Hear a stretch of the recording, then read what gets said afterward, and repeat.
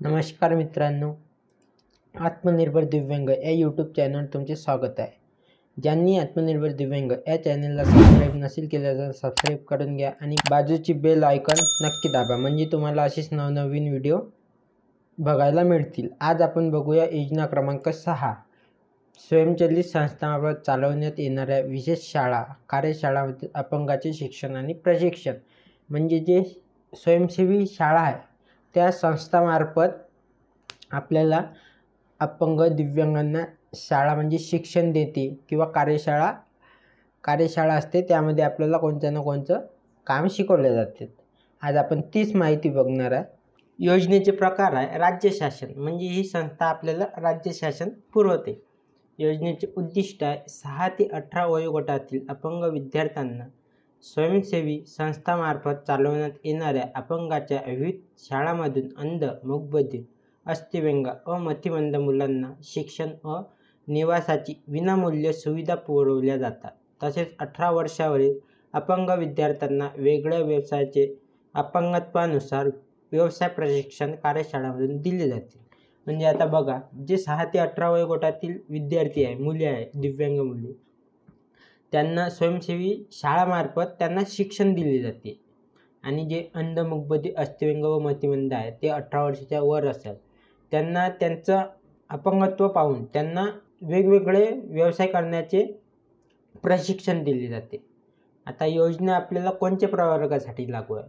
अंध, कर्णबधिर, मतिमंद, अस्थिव्यंग या 4 प्रवर्गासाठी योजना लागू आहे. योजनेच्या प्रमुख अटी आहे विविध नमुन्यातील संबंधित शाळा कर्मशाळाकडे यांच्याकडे अर्ज सादर करणे आवश्यक आहे. म्हणजे तुम्ही ज्या संस्था किंवा स्वयंसेवी संस्था असतात त्या शाळेमध्ये गेल्यावर तुम्हाला एक अर्ज दिला जातो. अर्ज म्हणजे अर्ज, आणि तो अर्ज आपल्याला भरून पूर्ण डॉक्युमेंट देऊन तिथे देऊन द्यायला. अर्जदाराचे अपंगत्व किमान 40% अथवा त्यापेक्षा जास्त असावे. म्हणजे जो अपंग राहणार त्याचे 40 किंवा त्यापेक्षा जास्त अपंगत्व असले तरी चालेल. 40च्या कमी नसले पाहिजे. अर्जदार महाराष्ट्राचा रहिवासी असला पाहिजे. तो महाराष्ट्राचा रहिवासी म्हणजे असलाच पाहिजे.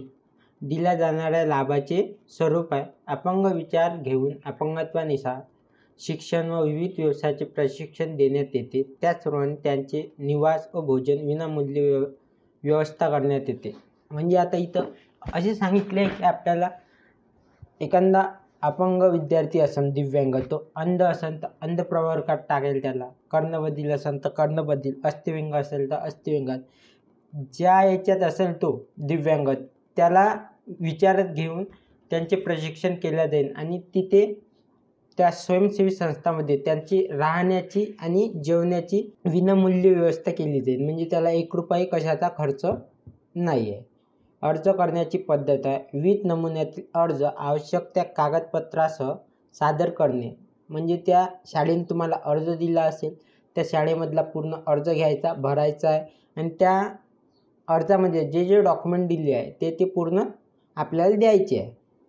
योजनेची वर्गवारी आहे शैक्षणिक, म्हणजे ही वर्गवारी फक्त आपल्याला शिकवण्यासाठी आहे. संपर्क कार्यालयाचे नाव स्वयंसेवी संस्था व जिल्हा समाज कल्याण अधिकारी, जिल्हा परिषद, सर्व व सहाय्यक आयुक्त समाज कल्याण, मुंबई शहर उपनगर. आता तुम्हाला दिव्यांगाच्या बाबतीत एखादी संस्था माहीत नसेल, स्वयंसेवी संस्था किंवा शासकीय संस्था, तर तुम्ही कोणाला विचारू शकता? इथे जिल्हा समाज कल्याण अधिकारी यांना विचारू शकता किंवा जिल्हा परिषद सहाय्यक यांना विचारू शकता, समाज कल्याण मुंबई उपनगर यांना पण विचारू शकता. ह्या आपल्याला स्वयंसेवी संस्था किंवा शासकीय संस्था ह्या पूर्णपणे आपल्याला सांगण्यात येईल कोणची संस्था कुठे आहे तर. आणि ही स्वयंसेवी संस्था आहे, यामध्ये जे विद्यार्थी शिकतात त्यांना तर फायदा आहे आणि घरच्यांना पण फायदा आहे. कारण की संस्थामध्ये विद्यार्थ्यांना खूप चांगले प्रशिक्षण दिले जाते आणि शिक्षण पण व्यवस्थित दिले जाते. आणखी तुम्हाला असेच व्हिडिओ पाहायचे असेल तर मी तुम्हाला खाली लिंकमध्ये व्हॉट्सअप लिंक आणि फेसबुक ग्रुपची लिंक देणार आहे.